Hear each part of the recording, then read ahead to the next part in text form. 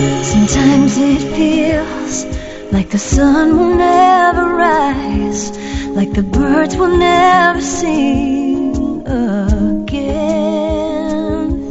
Believe in a power greater than what you are going through. When you don't know what to do, That's right. When you don't know what to do, just keep on breathing. From the City of Angels in Los Angeles. Sorry, sometimes I just make myself laugh. And from the Big Apple in New York City. Welcome to all my listeners out there in Radio Land. I'm Dave, the Caregiver's Caregiver at caregiverdave.com, along with my lovely co-host Adrian Gruberg from the caregiverspace.org.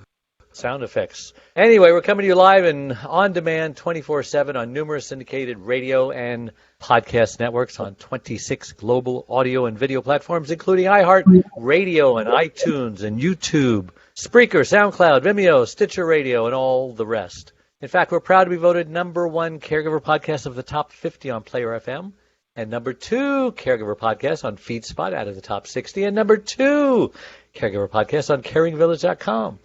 And we have an exciting show planned for you today, don't we, Adrian? Yeah, we do. Author of As Fate Would Have It. This true story is about a man in his mid-30s who is a race car driver, and he crashes, and his death is imminent. And at that moment between life and death, the past and the present merge, and time stands still. It sounds so poetic. And in just a few seconds, he relives his entire life. And we're going to talk to Art about how his experiences correspond with what many caregivers are going through and how everything happens for a reason. Art, welcome to the show. Thank you. The book I'm actually republishing the book on Amazon because the book really is more about the choices we make in life. And yes, As Fate Would Have It is part of it because... So are you going to give it a different title? Yeah, it's going to be Choices, As Fate Would Have It. Oh, I like that much better, Art. Good choice. As Fate Would Have It. Yes, much better title. Anyway, before I talk to my guests, I like to ask them a question. Who the heck is Art Dinick, and why was he placed on this earth? That's your first question, Art. Well, I can give you the old catechism answer, but other than that, I basically... I've been an engineer all my life. Racing was a hobby. I've raced just about everything you can conceive of. And the book is about, really it's not about it, but in 1977 I had that horrific race car accident. Car rolled over 3 times. Wow. I was taken to the hospital, spent 6 months for 3rd-degree burns. And then I got out and I went back to racing because I knew I had to, and I resumed my life. Get back on the horse, huh? Yes. What kind of a person is a race car driver? You know, Paul Newman, wasn't he a race car driver too? Yes, he was. Yes, he was. These are all real He-Men, you know, and there's just something about a race car and a He-Man that they were just like made of the same material. Can you explain that for those people out there who don't get it? For me, I was a very insecure person. Okay. Really? Yeah. And because I was insecure, I had to prove to myself that I could do it. You needed all that metal around you to strengthen you? No, it just, by racing, I was putting myself up against other people and proving basically to myself that I could win, that I really wasn't a loser. And, you know, but I've had that insecure feeling, and I think probably a lot of race car drivers secretly are insecure, and racing is a way to get around that problem. Interesting. So did you win a lot of races? Yeah, I won a lot of races. I've got a couple hundred trophies. Wow. And I've raced, like I said. 100? Boats. Huh? Were you a part of a racing team, or were you by yourself, or what? I had different partners. Well, that's an interesting past, Art. And now you mentioned that you were an engineer also, working for Exxon or something like that? I worked for Exxon as an employee for about 35 years, and then as a consultant for them for another 10 or 12 years. And then I went to work for Nighthawk Engineering. And with them, we developed a method of turning garbage into usable gas. And also, I developed. Fuel? Uh, no, really, it's town gas, methane, and hydrogen. We took garbage, really heavy garbage, and converted it to methane and hydrogen. And then, of course, you can separate out the hydrogen or separate out the methane, which is natural gas that you use in your house. How come we can't have our cars running on garbage like Back to the Future movie did? I don't know. I suspect someday they'll get off the electric kick and get around to doing something like that. I know, electricity. They probably don't have enough electricity to run all the electric cars in the world if everybody converted. I wonder if they thought about that. Anyway, No, that's a subject for another show. I think they did. How did your accident change your way of thinking? Well, all right. I made a lot of choices and decisions in life. Everybody makes choices. You know, you get up in the morning and you have to make a choice of what you're going to do for the day and all that. And a number of choices that I made, I had been thinking were really bad. Okay?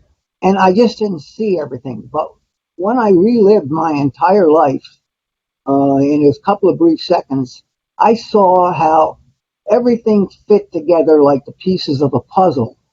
And um, I, I realized that a lot of the choices I made, I really didn't have the free will to make them.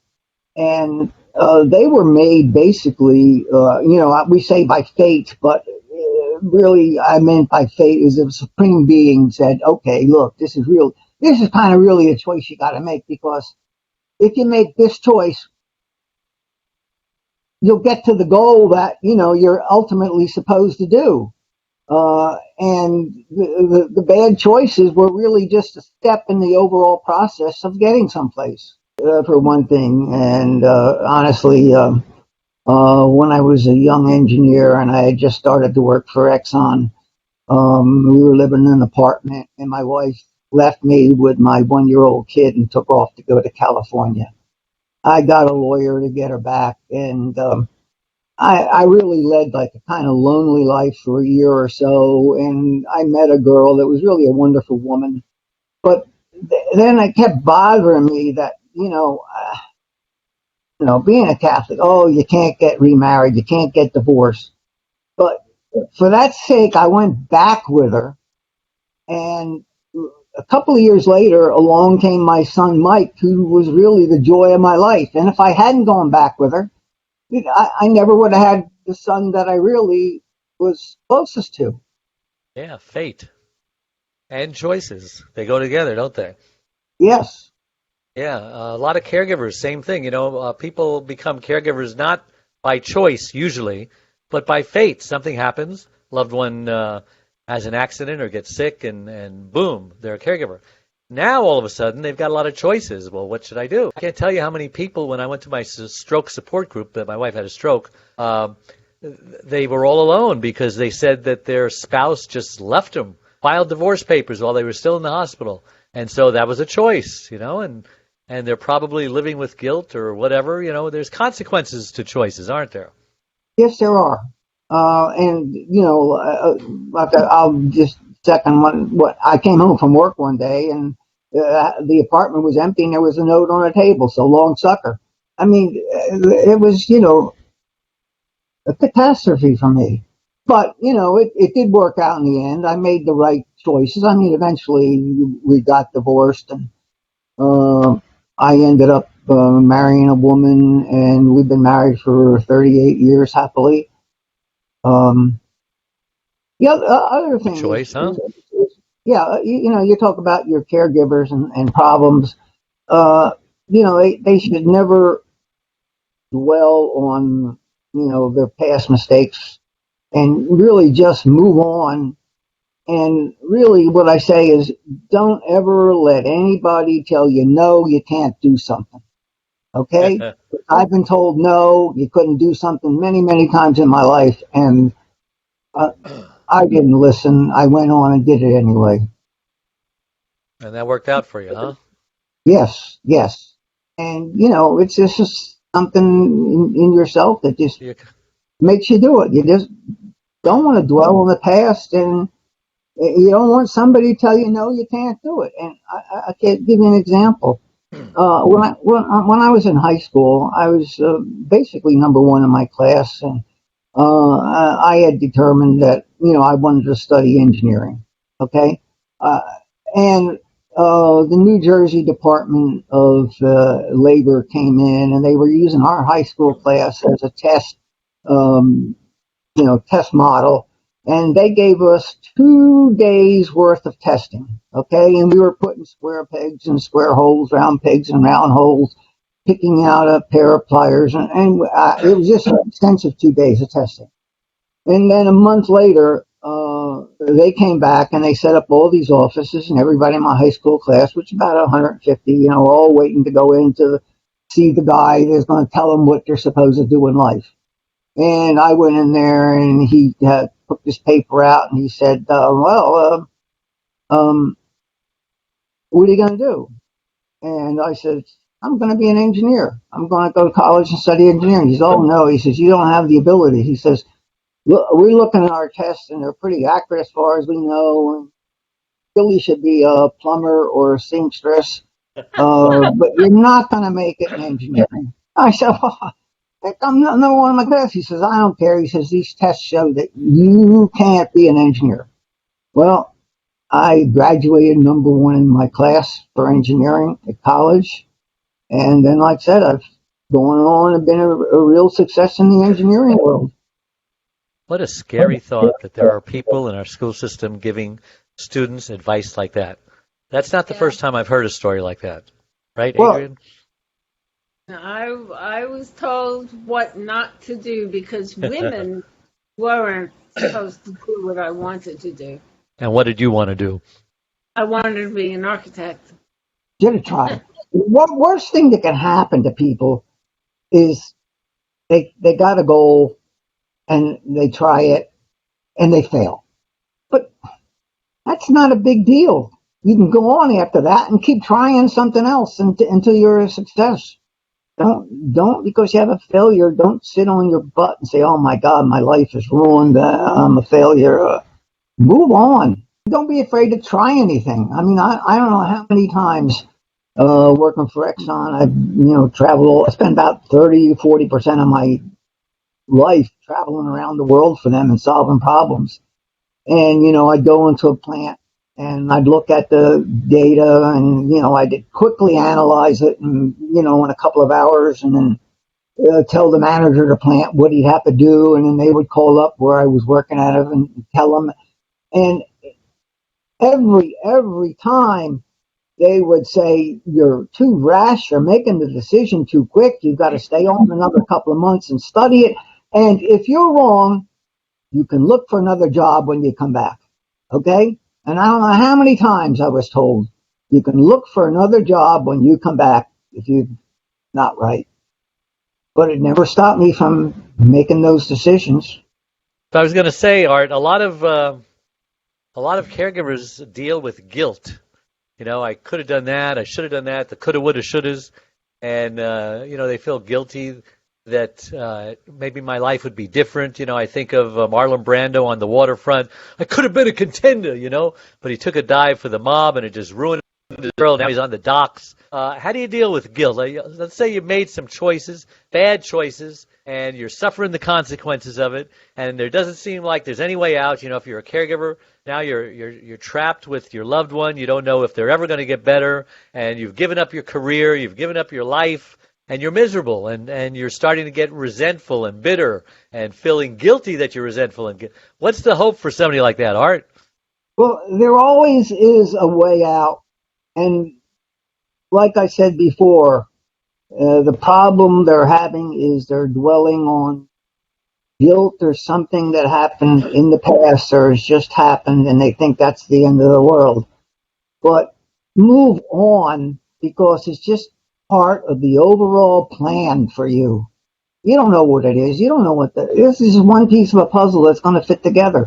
And 5 years from now, things would work out, and you'll say, yeah, I'm happy now. And yeah, that was a bad time I went through. Well, I've been through a lot of bad times, and you recover and you move on, and things always seem to work out.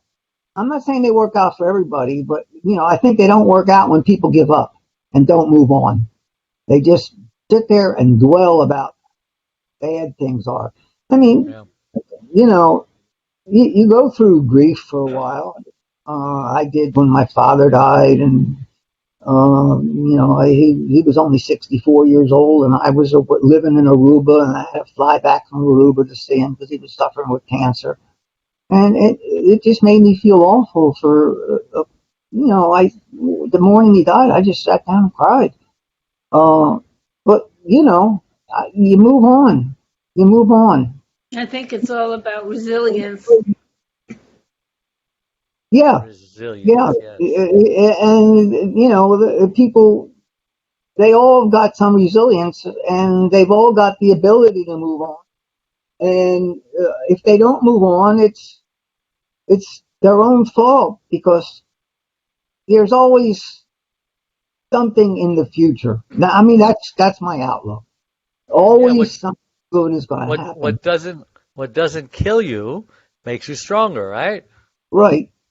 Okay, we're going to take a break. We'll be right back. Don't go away.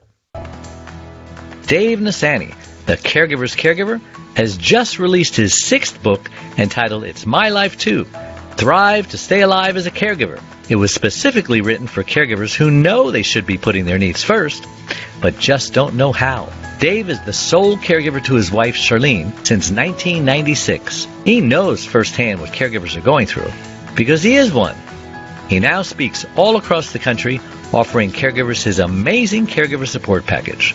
Even the airlines tell us that in the event of an emergency, to put your oxygen mask on first, before you help your child with their mask.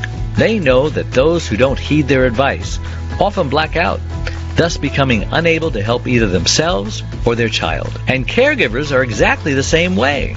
It's My Life Too, Thrive and Stay Alive as a Caregiver will help caregivers who are neglecting their sleep, diet, and social life and learn to put their needs first. Pick up your copy today or buy one for your special caregiver, on sale everywhere and at caregiverdave.com. And we're back on the Caregiver Dave Show with my guest Art DeNick and my lovely co-host Adrian Gruberg. And Art, it sounds like you have always thought that everything happened for a reason, even before your accident, right? Yes. This isn't something that you just came up with, right? It's not. It got put together in my accident and reliving my life. Okay, that's when I saw that everything really happens for a reason. Because now you're looking back and you're seeing your whole life flash before you, and you see why you did what you did. And like I say, and I prayed to God, judge me not on my results, but on my intentions. Yeah. Okay? Everybody says that they, when they're near death or an accident or something, that their life flashes before their eyes in a split second. How does that happen? How does a person's entire life flash before your mind in a split second? Does things just stop? Slow motion? I don't know. It just did. And actually, the race car had rolled over 3 times, and I kept praying, when will it stop? When will it stop? When will it stop? And I'm going to die. And you just see your whole life, and it's first like of all, supernatural. It seemed like it was in slow motion. Okay, the accident itself seemed like it was in slow motion, and it actually only took a couple of seconds. And I don't know how it happens, but it happens. I'm going to show you a video of the car. I don't know if you can see that. Go back a Yeah. little. Go Whoa. back a little bit. Just a little bit. It's Wow. twisted and broken and rolled over that way. And, a lot of people say, well, everybody said you're lucky to be alive. But the life flashing before you does. I don't really know how it does. It's like time stands still and you see Yeah. everything done and you say, oh my God, I made a mistake. I wish I could have done that. I wish I could have done that. And then all of a sudden you understand why you did this and why you did that. And, it's like I said, it's the Yeah. pieces of a puzzle that as you're living them look all scattered, but all of a Yeah. sudden they fit together. And why do you think it all happened to you? Just to figure it out? Or what was the most significant thing that you got from that? Why were you given a second chance? I don't know, and I always figured I was given a second chance because I hadn't accomplished what I was supposed to accomplish. I figured I was put on this earth to do something. I really wanted to be like a research doctor and studying cures for cancer and things like that. And that's what I grew up thinking I was going to do. But in biology class in second year of high school, when we dissected the worm and the frog, oh my God, I couldn't take it. I could not take it. So I said to myself, "Oh, you, sorry, Art, you're never going to be a doctor. But you like motors, you like engines, you like racing, you like all that stuff. So we'll try engineering." Okay. So then I thought from sophomore year on, I was going to be the engineer. You know, Okay. my father was a mechanic, and customers loved him, and they treated him like they were his doctor for the cars. And so a doctor's called MD, and they call my father a DM, a doctor of motors. So you are a Okay. doctor. There you go. Right. So have you ever been a caregiver? I mean, you certainly must have had a caregiver caring for you when you were, recovering. How long did it take you to recover? I was in the hospital for 6 months. Long time. I guess after about 5 months, they started the physical therapy, and the physical therapist would come in and say, "Okay, stand up," and I'd say, "No, I can't." And so get you up, and I just felt like my body was going to blow apart. And she says, "No, if you ever want to get out of here, you've got to do this." She got me out, and eventually,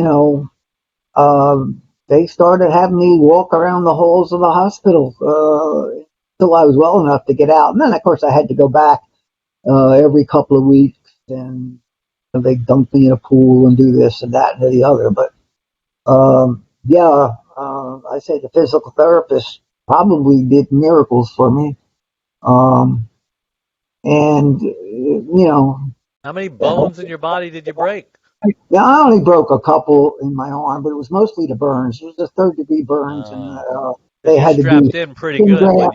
when you roll over. They got you strapped in pretty good, huh? Yeah, and that was one of the other things. When I finished rolling over, I said, "Oh my God, I'm alive." I got it. Then I saw the fire starting in the car, and I said, "I got to get out of here." And you're strapped in with a 5-point harness. In other words, one goes up your crotch, two goes over your shoulder, around your waist, and there's a buckle. And I'm reaching down to get it, and the flames are coming up, and they're burning my hand each time. Even though I got fireproof gloves on, it's burning my hand. But I said, "You didn't save me to burn up. I got to get out of here." So I finally took the burns on, got the damn thing undone, the buckle undone, got out of the car, and I was on fire, and I was rolling on the ground and started to put the fire out. And I hear people yelling, "Squirt the fire extinguisher on him, start the fire." And the other guy said, "It's stuck. I can't get the pin out." And then a 250-pound friend of mine jumped over this 6-foot high fence, and he had the fire extinguisher. And I don't know how the hell he jumped that high and got over there, but he put me out. And then, of course, the flames out, and I'm sitting against the wall of the side rail of the track, and I'm asking my friends, how's the car? And they said, don't worry about the car. You're hurt. I said, I'm not hurt. I'm not hurt. I'm fine. I thought I was okay. Okay. And then the paramedics came and they said, we have to cut your trousers apart. And I said, why? They said, you're burned. I said, I'm not burned. Well, all of a sudden, I saw them start to cut, and then the adrenaline wore off. And then I felt the pain.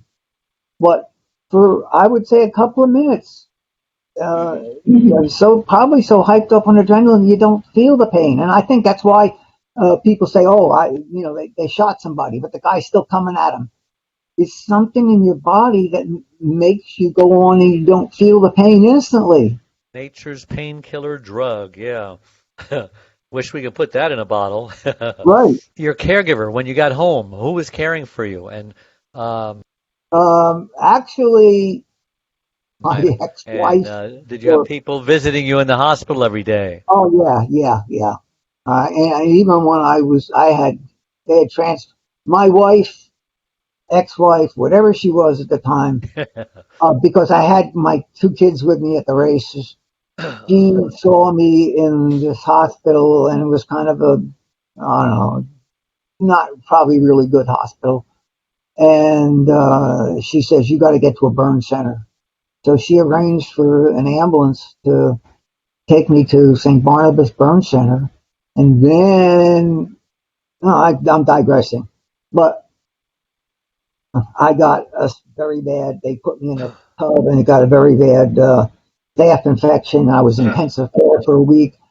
But she's the one that would come around, even though we were separated, I guess at the time. I don't know what it was official. I think we were just separated because I know she was living on there. She was the one that came around and made sure I was okay. That is so common that an ex-spouse, isn't it, Adrian, that an ex-spouse takes over caregiving responsibilities, They hated each other. They couldn't get along with each other. They got a divorce. One of them gets sick, and the ex-spouse comes back not to be a lover or anything like that, but just to care for them, because I guess there must be some love and compassion still in their hearts for them. Would you say, Adrian? Yeah, absolutely. The common story. You can't live together. You can't live apart. Go ahead. I can't hear you. Love is there. Amazing.